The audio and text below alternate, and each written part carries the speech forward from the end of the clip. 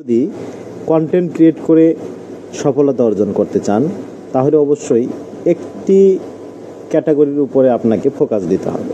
যেমন ধরেন আপনি হচ্ছে ফুড ব্লগার অথবা হচ্ছে আপনি teacher, as a teacher teaching profession হিসেবে আপনি টিচিং কন্টেন্ট তৈরি করবেন, তাহলে সেই ধরনের কন্টেন্টই তৈরি করুন। কিন্তু আপনি যদি টিচার হয়ে আপনি যদি ফুড ব্লগ করেন বা ফুড ব্লগার থেকে আপনি যদি মনে করেন এখন একটি শিক্ষামূলক বা শিক্ষা রিলেটেড কন্টেন্ট করা পসিবল বা করব, তাহলে কিন্তু আপনার পেজটি ডাউন হতে পারে।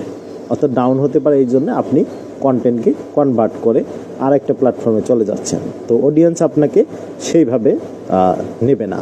যেমন ধরেন আমাদের এই পেজটি সাধারণত বিজনেস কনসালটেন্ট বা কন্টেন্ট ক্রিয়েটরদের হেল্প করার জন্য আমরা তৈরি করেছি। এখন যদি আমরা এখানে অন্য টাইপের কোনো কন্টেন্ট আপলোড করি তাহলে কিন্তু আপনারা সেই কন্টেন্টটা দেখবেন না। তাহলে একটি কন্টেন্টকে বা একটি পেজকে যদি আপনি দায়ের করাতে চান বা নিজেকে কন্টেন্ট ক্রিয়েটর হিসেবে যদি পাবলিশ করতে চান বা পাবলিসিটি বাড়াতে চান বা ডেভেলপ করতে চান, তাহলে ওয়ান টাইপ অফ কন্টেন্টের উপরে আপনাকে ফোকাস দিতে হবে।